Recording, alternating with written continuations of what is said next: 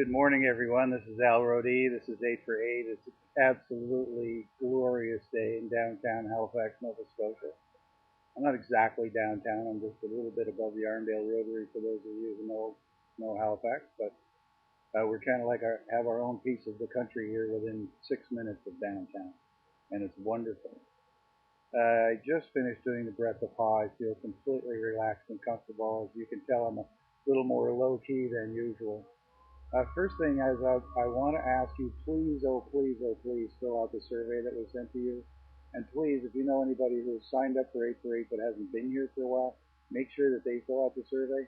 It's those of you who are not coming to us out of the 475 on the list that I want to contact to find out how do we improve your user experience so you come back, and also so that you can send it to friends and family so that 8 for 8 grows, because frankly in the last 8 months we haven't grown at all. So obviously we need to do something different.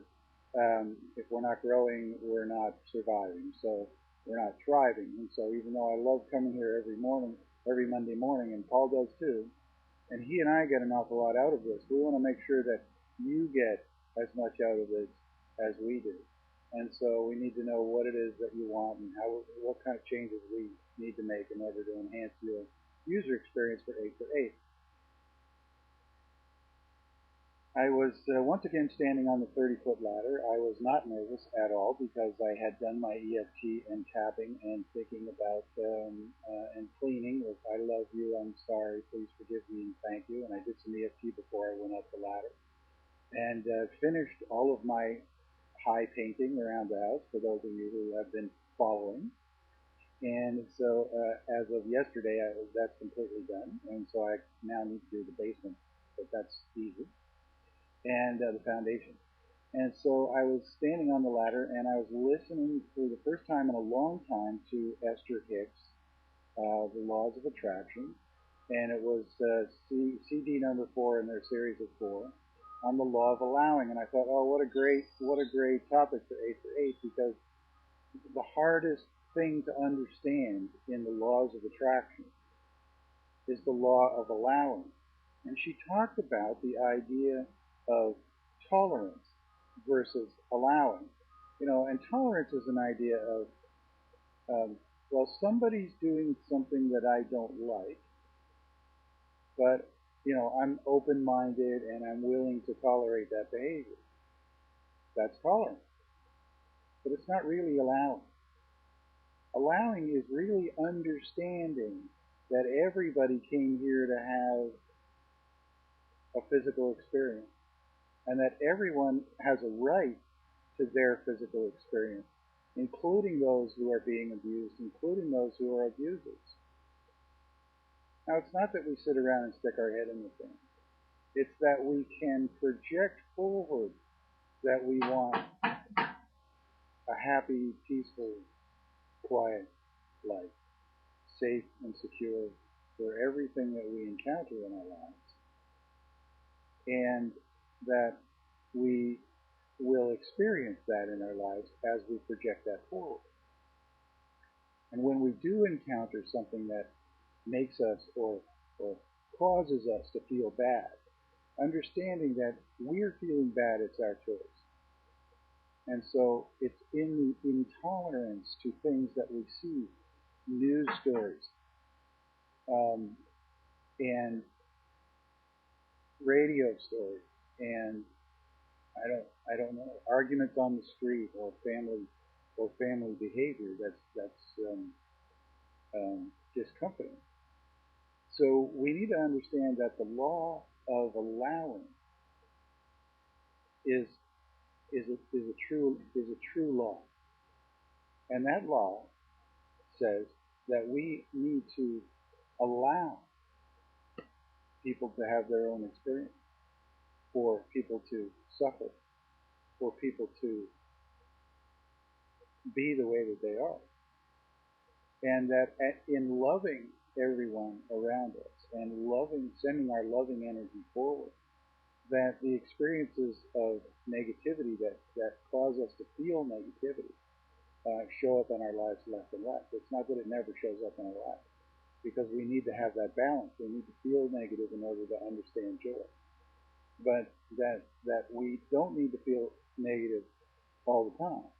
That we can feel joy more of the time, say 90% of our lives, and then to recognize the other 10% as the gift of the balance of that. I hope I'm making sense of it. So it's not about tolerating behavior. It's not about, oh, that person is in it, thinks a certain way, or that person doesn't discipline their child in the way I think they should. This is judgment. Okay, as we judge others, look inside and take a look at it. How do you feel about yourself in relation to that particular issue?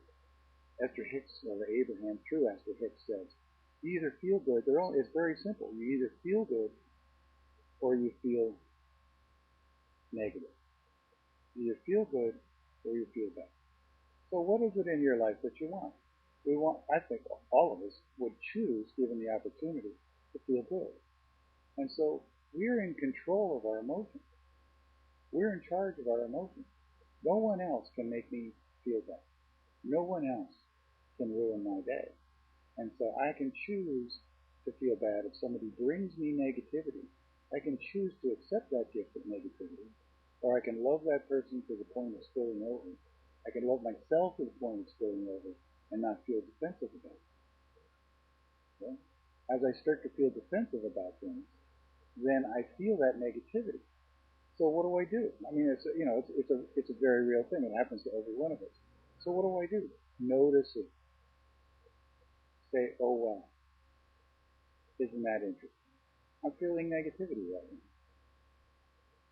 I choose to love and accept myself to the point that I feel happier and more free and more open. And I choose to love and accept the bearer of that gift of negativity, even though I don't accept the negativity. I love you. I'm sorry. Please forgive me and thank you. Let's do a little tapping now. Even though I find it difficult sometimes to avoid feeling bad, I choose to ignore, sorry, I choose to become aware of that feeling and change it to feeling just a little bit better. It's hard sometimes to avoid feeling negativity. Oh well. When I do, I'm going to notice. And when I notice, I will feel just a little bit better. And as I notice that feeling a little bit better, I'll feel a little bit better. And as I notice that all of a sudden I'm moving up the feeling better scale, I will feel even better yet. And I love and accept myself deeply and completely. I love and forgive myself deeply and completely. Top of the head. Sometimes people bring me negative ideas. Oh well, it's my choice to accept them or not. Sometimes it's my partner. Sometimes it's my children. Sometimes it's colleagues at work. Sometimes it's a random person on the street. Oh well, I love and forgive myself deeply and completely for accepting this gift of negativity. And I love and accept anyone who brings me negativity, even while I'm not accepting their negativity. I love and allow everyone to be who they are, what they are, as much as they want to be in any given moment. I see all of God's children in all of their various disguises. I love you. I'm sorry. Please forgive me.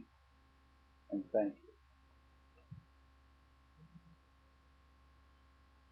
So this is Al Rodee. This has been 8 for 8. It's been a quiet, beautiful, sunny day in Halifax, and it's proving to be that all day, I think.